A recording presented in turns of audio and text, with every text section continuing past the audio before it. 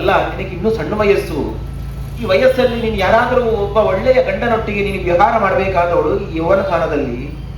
ನೀನು ಅದನ್ನು ಬಿಟ್ಟು ನಿನಗೆ ರೂಪ ಉಂಟು, ಐಶ್ವರ್ಯ ಉಂಟು, ಸಂಪತ್ತು ಉಂಟು, ಒಳ್ಳೆಯ ತಂದೆ ಇದ್ದಾನೆ, ಈ ಯೌವನವನ್ನು ನೀನು ಸದುಪಯೋಗ ಪಡಿಸಿಕೊಳ್ಳುವುದು ಬಿಟ್ಟು ಈ ರೀತಿಯಾಗಿ ತಪಸ್ಸನ್ನು ಮಾಡ್ತಾ ಇದೆಯಲ್ಲಮ್ಮ, ಯಾಕೆ ಮಾಡ್ತಾ ಇದೆಯಾ, ಯಾಕೆ ಬೇಕಿದೆಲ್ಲ ನಿನಗೆ ಅಂತ ಹೇಳಿ ಆ ಬ್ರಾಹ್ಮಣ ವೇಷದಲ್ಲಿದ್ದಂಥ ಶಿವ ಬಂದು ಈ ರೀತಿಯ ಪ್ರಶ್ನೆಯನ್ನು ಕೇಳ್ತಾನೆ.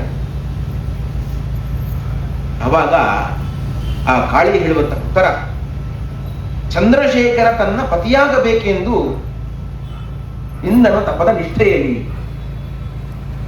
ಈ ನನ್ನ ತಪಸ್ಸು ಯಾಕಾಗಿ ಅಂತ ಕೇಳಿದ್ರೆ ಎಲ್ಲವೂ ಕೂಡ ಚಂದ್ರಶೇಖರನ ಉಳುಮೆಗಾಗಿ. ಆ ಶಿವನನ್ನ ಪತಿಯಾಗಬೇಕು, ಅದಕ್ಕೋಸ್ಕರ ನಾನು ನಿಷ್ಠೆಯಿಂದ ನಾನು ತಪಸ್ಸನ್ನು ಮಾಡ್ತಾ ಇದ್ದೇನೆ ಅಂತ ಪಾರ್ವತಿ ಉತ್ತರವನ್ನು ಕೊಡ್ತಾಳೆ. ಆವಾಗ ಆ ಬ್ರಾಹ್ಮಣ ನಗ್ತಾನಂತೆ. ಏನು ಹೇಳ್ತಾ ಇದೆಯಾ? ವಿಹಸ್ಯಜ ಮಹಾಹಾಸಂ ಭಿಕ್ಷುರಾಹವ ಕೊಡುಸ್ತದ, ಜೋರಾಗಿ ನಗ್ತಾನ. ಶಿವ ನಿನಗೆ ಪತಿಯಾಗಿ ಬರಬೇಕಾ? ನಿನಗೆ ಹುಚ್ಚಿಡಿದೆ.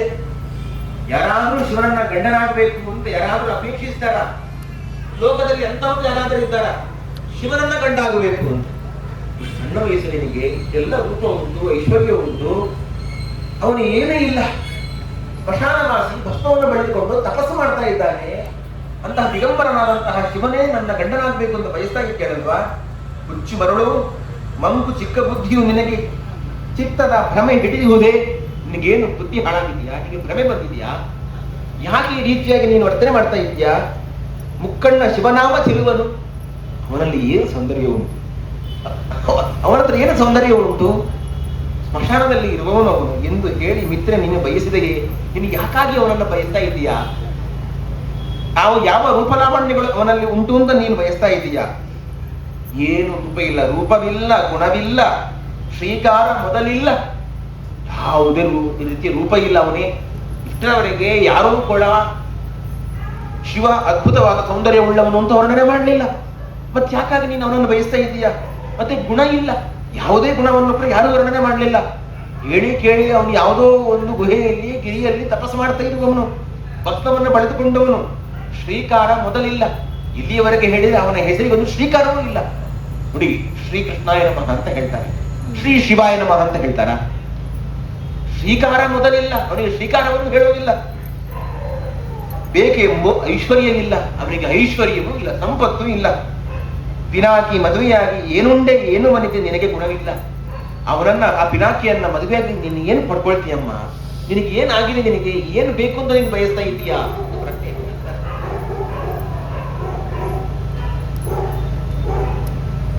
ಅಷ್ಟು ಮಾತ್ರವಲ್ಲ, ಮುಂದೆ ಹೇಳ್ತಾರೆ, ಹರನು ಮುದುಕನು ವರ ಅವ ನಿನಗೆಂತಾಗುವನು. ಶಿವ ಮುದುಕ. ನೋಡಿ, ಎಷ್ಟು ಏಜ್ ಗ್ಯಾಪ್ ಇದೆ ನಿನಗೂ ಅವನಿಗೂ.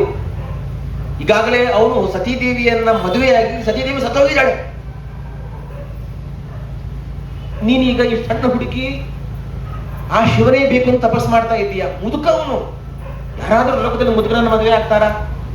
ನಾನು ನಿನ್ನೆ ಹೇಳಿದ್ದೇನೆ, ನಾನು ಎಲ್ಲ ಏಜ್ ಗ್ಯಾಪ್ ಅನ್ನು ನೋಡ್ತಾರೆ ಅಂತ. 1 ವರ್ಷ 2 ವರ್ಷ ಇದ್ರೆ ಸಾಕು ನಮ್ಗೆ ಅಂತ, ಅದು ಬೇಡ ಅಂತಾರೆ ಈಗಿನವರು. ಒಂದೇ ವಯಸ್ಸು 2 ತಿಂಗಳು 3 ತಿಂಗಳಾದ್ರೂ ಓಕೆ ಅಂತಾರೆ. ಸಮಾನ ವಯಸ್ಕರಾಗಿರ್ಬೇಕು ಅಂತ ಬಯಸುವವರು. ಅಂಥದ್ರಲ್ಲಿ ಮುದುಕನನ್ನು ನೀನು ಏನ್ ಬಯಸ್ತಾ ಇದೀಯಾ? ನಗುವರು ಎಲ್ಲ ತಪವನ್ನು ಮಾಡಿ ಮುದಿಯಾದ ಗೌರಿ ಪಡೆದಳೆಂದನಂತ ಎಲ್ಲರೂ ನಗ್ತಾರೆ. ನೀನು ಒಂದು ವೇಳೆ ಶಿವನನ್ನ ಮದುವೆ ಆದಿ ಅಂತ ಆದ್ರೆ ಜನ ಎಲ್ಲ ನಗ್ತಾರ ನೋಡು. ಅಲ್ಲ, ಈ ಗೌರಿಗೆ ಏನಾಗಿದೆ? ಈ ಪಾರ್ವತಿಗೆ ಏನಾಗಿದೆ? ಯಾಕೆ ಇವಳು ಮುದುಕನ ಮದುವೆ ಆಗ್ತಾ ಇದ್ದಾಳೆ? ಆ ಮುದುಕನ ಮದುವೆಯಾಗಿ ಇವಳು ಕೂಡ ಮುದುಕಿಯೇ ಆಗ್ತಾಳೆ ನಾಳೆ. ಜನ ಹಿಂಗೆಲ್ಲ ತಮಾಷೆ ಮಾಡ್ತಾರ ನೋಡು ಅಂತ ಸುಮ್ಮನೆ ಶಿವನೇ ಬ್ರಾಹ್ಮಣ ವೇಷದಲ್ಲಿ ಬಂದು ಒಂದು ರೀತಿಯಲ್ಲಿ ಎಚ್ಚರಿಸ್ತಾ ಇದ್ದಾಳೆ. ಅಂದ್ರೆ ಒಂದು ಪರೀಕ್ಷೆ ಮಾಡೋದು, ಈ ಕಾಳಿಯ ಮನಸ್ಥಿತಿ ಹೇಗಿದೆ. ಹರನ ಬೇಕೆಂಬ ಹೆಣ್ಮಕ್ಕಳ ನಾಕಾಣೆ. ಇಷ್ಟರವರೆಗೆ ನಾನು ಈ ಲೋಕದಲ್ಲಿ ಯಾವ ಹೆಣ್ಮಗಳು ಕೂಡ ಹರನೇ ಬೇಕು, ಶಿವನೇ ಬೇಕು ಅಂತ ಹೇಳಿದವರನ್ನು ನಾನು ಇಷ್ಟರವರೆಗೆ ಯಾರನ್ನು ಕೇಳಿಲ್ಲಪ್ಪ. ಮರಳು ನೀನೊಬ್ಬಳ ಕಂಡೆ, ನಾನು ಕಂಡದ್ದು ನಿನ್ನನ್ನು ಮಾತ್ರ ನೀನೊಬ್ಬಳೇ ಕೇಳ್ತಾ ಇದ್ದೀಯ, ಶಿವನೇ ಬೇಕು ಅಂತ. ನಗುವರು ನಿನ್ನ ಸಂಗಾತಿಯರೆಲ್ಲರೂ ಬಿಡು ತಪವನ್ನು ಗುಣವಲ್ಲ. ಈ ತಪಸ್ಸನ್ನೆಲ್ಲ ಬಿಟ್ಬಿಡು. ನಿನ್ನ ಸಂಗಾತಿಯರು, ನಿನ್ನ ಎಲ್ಲ ಗೆಳತಿಯರೆಲ್ಲ ತಮಾಷೆ ಮಾಡ್ತಾರೆ ನಿನ್ನನ್ನ. ಏನಾಗಿದೆ ನಿನಗೆ? ಯಾಕೆ ಈ ರೀತಿ ತಪಸ್ಸನ್ನು ಮಾಡ್ತಾ ಇದ್ದೆ? ಇದನ್ನೆಲ್ಲ ಬಿಟ್ಟುಬಿಟ್ಟಿದ್ದೆ, ತಪಸ್ಸು ಬೇಡ ನಿನಗೆ ಎಂತ.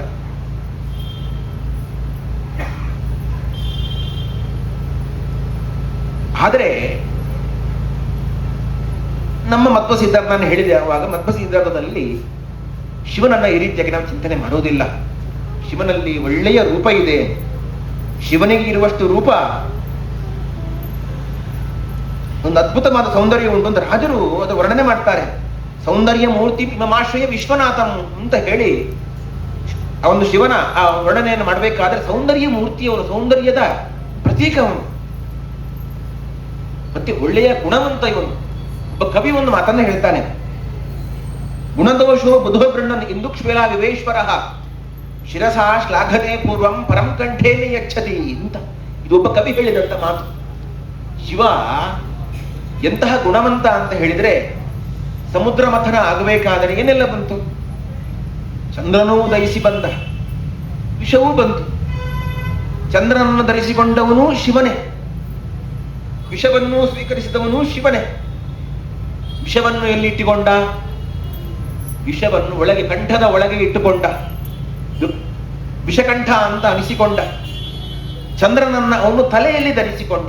ಯಾಕೆ ಹೀಗೆ ಮಾಡಿದ? ಶಿವನಲ್ಲಿ ಅಂತಹ ಗುಣ ಉಂಟು ಅಂತ ಕವಿ ವರ್ಣನೆ ಮಾಡ್ತಾನೆ. ಯಾವತ್ತೂ ಕೂಡ ಲೋಕದಲ್ಲಿ ಒಳ್ಳೆಯ ವಿಷಯವನ್ನು ಮಾತ್ರ ಜಗತ್ತಿಗೆ ತೋರಿಸಬೇಕಂತ. ಕೆಟ್ಟ ವಿಷಯವನ್ನ, ಕೆಟ್ಟ ವಿಚಾರವನ್ನ ಜಗತ್ತಿಗೆ ನಾವು ಹೇಳಲಿಕ್ಕೆ ಹೋಗಬಾರದು. ಅದನ್ನು ನಾವು ಗುಟ್ಟಾಗಿ ಒಳಗೆ ಇಟ್ಕೊಳ್ಬೇಕು ಅಂತ ಈ ಸಂದೇಶವನ್ನ ಜಗತ್ತಿಗೆ ತೋರಿಸೋದಕ್ಕೋಸ್ಕರ ಈ ಒಳ್ಳೆಯ ಗುಣ ಅದು ಶಿವನಲ್ಲಿ ಇದೆ.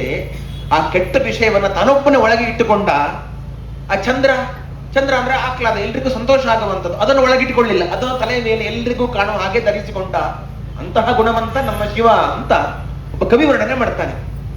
ಹಾಗಾಗಿ ಶಿವನಲ್ಲಿ ಇಂತಹ ಗುಣ ಇದೆ, ಇಂತಹ ರೂಪ ಇದೆ, ಇಂತಹ ಸೌಂದರ್ಯ ಇದೆ ಅಂತ ಹೇಳಿ ನಮ್ಮ ಶಾಸ್ತ್ರಗಳು, ಪುರಾಣಗಳು, ಜ್ಞಾನಿಗಳು ಈ ರೀತಿಯಾಗಿ ವರ್ಣನೆಯನ್ನು ಮಾಡಿದ್ದಾರೆ. ವಾಮನ ಪುರಾಣದಲ್ಲಿ ಒಂದು ಮಾತನ್ನೇ ಹೇಳ್ತಾರೆ, ಅಲ್ಲ ನಿನಗೆ ಈ ಜೋಡಿಯೇ ಸರಿಯಿಲ್ಲ, ನೀನು ತಪಸ್ಸು ಮಾಡ್ತಾ ಇದ್ದೀಯಲ್ಲ ಶಿವ ಸಿಗಬೇಕು ಅಂತ ಹೇಳಿ.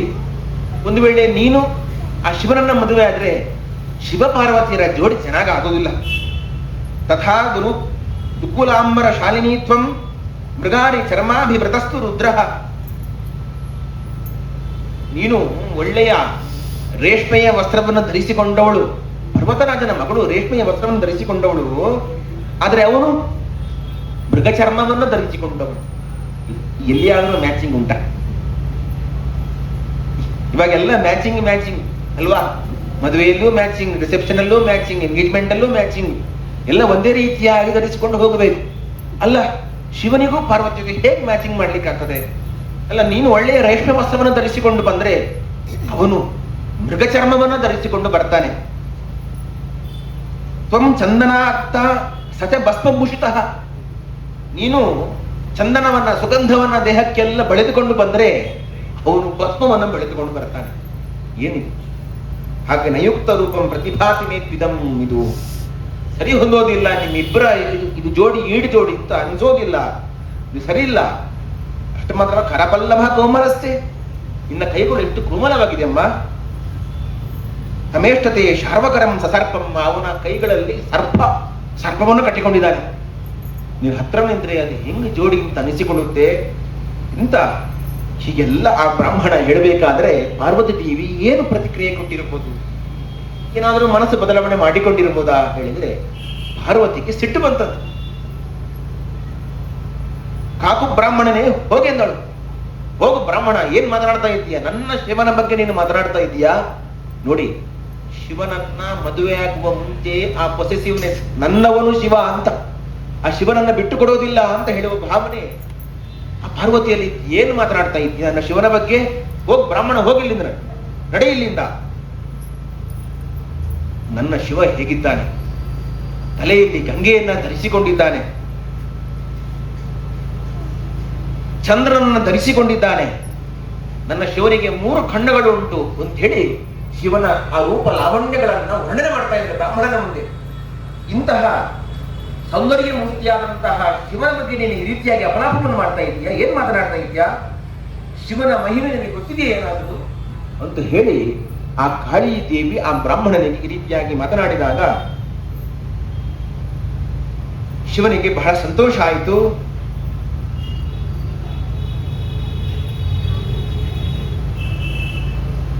ಅಷ್ಟು ಮಾತ್ರವಲ್ಲ, ಶಿವ ಸಾಮಾನ್ಯ ವ್ಯಕ್ತಿ ಅಲ್ಲ.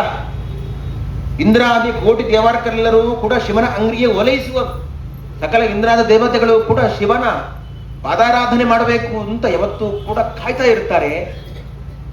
ಅಂತಹ ಶಿವನ ಬಗ್ಗೆ ನೀನು ಈ ರೀತಿಯಾಗಿ ನೀನು ಮಾಡಬೇಡ ಅಂತಲ್ಲಿ ಹೇಳಿದಾಗ ಶಿವ ತನ್ನ ಮೂಲ ರೂಪವನ್ನ ತೋರಿಸಿದ. ಒಂದು ಅದ್ಭುತವಾದ ರೂಪವನ್ನ ಪಾರ್ವತಿ ದೇವಿಗೆ ತೋರಿಸಿದ. ಪಾರ್ವತಿಗೂ ಕೂಡ ಶಿವನನ್ನ ಕಂಡು ಬಹಳ ಸಂತೋಷ ಆಯಿತು. ಇಷ್ಟು ವರ್ಷ ನಾನು ತಪಸ್ಸು ಮಾಡಿದ್ದಕ್ಕೆ ಸಾರ್ಥಕ ಆಯಿತು.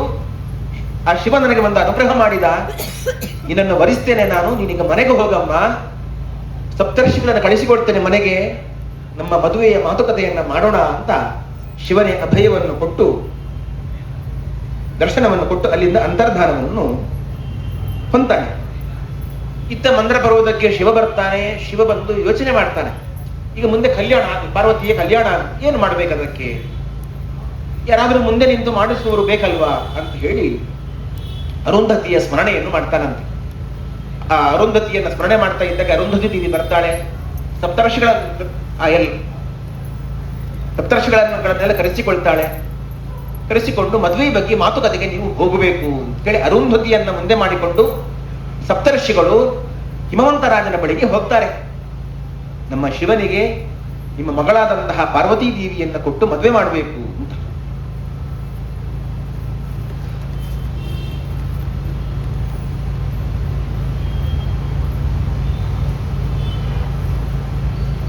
ಎಲ್ಲ ಸಪ್ತರ್ಷಿಗಳು ಅರುಂಧತಿ ದೇವಿಯನ್ನು ಮುಂದೆ ಮಾಡಿಕೊಂಡು ಹಿಮವಂತರಾಜನ ಬಳಿಗೆ ಬಂದಿದ್ದಾರೆ. ಬಂದು ಹೇಳ್ತಾ ಇದ್ದಾರೆ, ಪಾರ್ವತಿ ದೇವಿಯನ್ನು ಕೊಟ್ಟು ನೀವು ವಿವಾಹ ಮಾಡಿಕೊಡ್ಬೇಕು ಅಂತ ಹೇಳಿ. ಅವಾಗ ಪರ್ವತರಾಜ ತನ್ನ ಸ್ನೇಹಿತರ ಬಳಿಯಲ್ಲಿ ವಿಚಾರ ಮಾಡ್ತಾನೆ.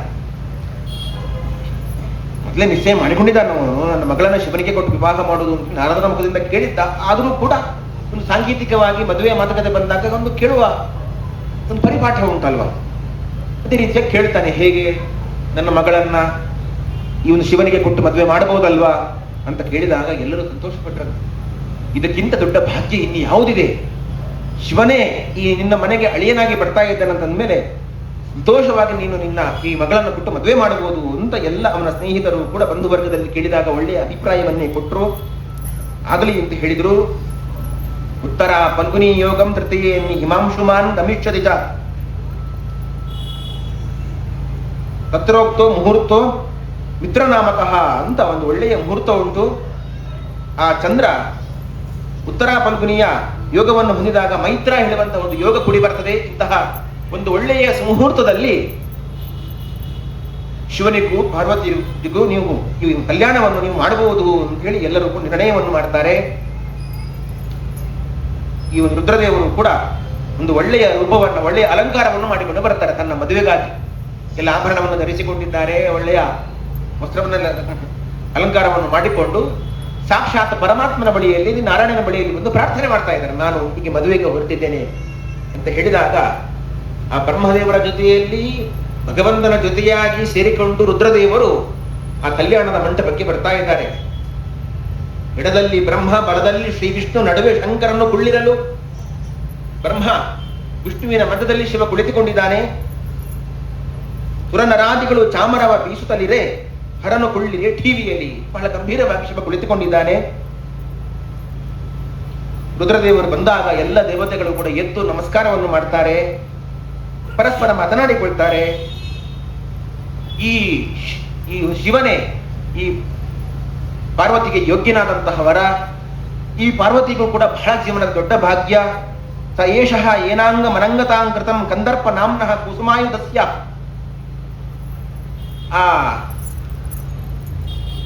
ಪುಷ್ಪಾಯುಧವನ್ನೇ ಆಯುಧವನ್ನಾಗಿ ಮಾಡಿಕೊಂಡಂತಹ ಆ ಕಂದರ್ಪ, ಆ ಮನ್ಮಥನನ್ನ ಅನಂಗ ಅಂತ ಹೆಸರಿತ್ತು. ಆ ಅನಂಗನನ್ನು ಕೂಡ ಆ ಅಂಗಹೀನತೆಯನ್ನು ಕೊಟ್ಟಂತಹ ಈ ಶಿವ ಕರ್ತೋ ಕ್ಷಯೀ ದಕ್ಷ ವಿನಾಶಕರ್ತ ಬಗಾಕ್ಷಿಹ ಶೂಲಧರ ಪಿನಾಕಿ, ದಕ್ಷನ ಯಜ್ಞವನ್ನು ನಾಶ ಮಾಡಿದಂತಹ ಬಗ ಹೇಳುವಂತಹ ಒಬ್ಬ ದೇವತೆಯ ಅಕ್ಷಿಯನ ನಾಶ ಮಾಡಿರುವಂತಹ ಈ ಪಿನಾಕಿ, ಈ ಶಿವನೇ ಈ ನಮ್ಮ ಪಾರ್ವತಿಗೆ ಯೋಗ್ಯನಾದ ವರ ಅಂತ ಹೇಳಿ ಎಲ್ಲರೂ ಕೂಡ ಆ ಶಿವನನ್ನ ವರ್ಣನೆ ಮಾಡ್ತಾ ಇದ್ದಾರೆ. ಪಾರ್ವತಿ ಇವತ್ತು ಸಾರ್ಥಕಳಾದ್ಲು. ನಮೋ ನಮೋ ಶಂಕರ ಶೂಲಪಾಣೆ ಮೃಗಾನಿ ಚರ್ಮಾಂಬರ ಕಾಲಶತ್ರು ಮಹಾಯಿ ಹಾರಾಂಕಿತ ಕುಂಡಲಾಯ ನಮೋ ನಮ ಪಾರ್ವತಿ ವಲ್ಲಭಾಯ ಅಂತ ಎಲ್ಲ ದೇವತೆಗಳು ಕೂಡ ಶಿವನ ಸ್ತೋತ್ರವನ್ನು ಮಾಡ್ತಾ ಇದ್ದಾರೆ.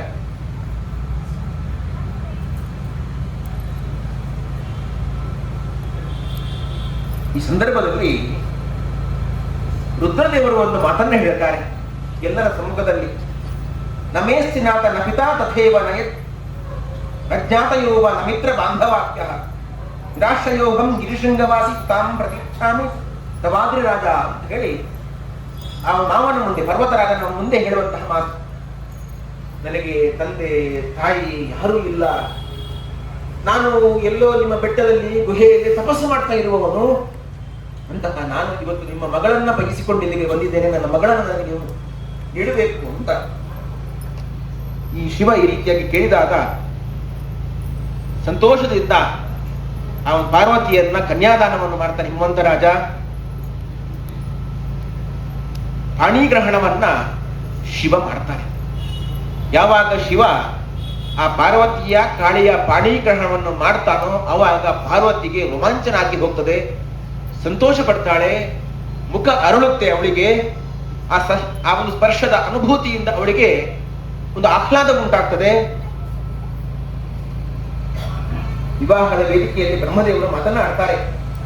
ಕಾಲಿ ಪಶ್ಯ ಈಶಮದನಂ ರಮ್ಯಂ ಶಶಿಧರ ಪ್ರಮಂ ಸಮದೃಷ್ಟ ಸ್ಥಿರಾಭೂತ್ವ ಕುರುಸ್ವಾಗ್ನೆ ಪ್ರದಕ್ಷಿಣಂ ಅಂತ ಬ್ರಹ್ಮದೇವರು ಹೇಳ್ತಾರೆ. ಅಮ್ಮ ಪಾರ್ವತಿ, ಸ್ವಲ್ಪ ಶಿವನ ಮುಖವನ್ನು ನೋಡು. ಶಿವನ ಮುಖವನ್ನು ಆ ಕಂಡು ಕೂಡಲೇ ಪಾರ್ವತಿಯ ಮುಖವು ಕೂಡ ಆ ಚಂದ್ರನಂತೆ ಅದು ಮುಖದಲ್ಲಿ ಆಹ್ಲಾದ ಉಂಟಾಯಿತು, ಮುಖ ಅರಳಿತು. ಅಗ್ನಿಯ ಸಮ್ಮುಖದಲ್ಲಿ ಪ್ರದಕ್ಷಿಣೆ ಬಂದು ಎಲ್ಲ ಕಲ್ಯಾಣದ ವಿಧಿಗಳನ್ನೆಲ್ಲ ನಿಲ್ಲಿಸಿದ್ರು ಅಲ್ಲಿ.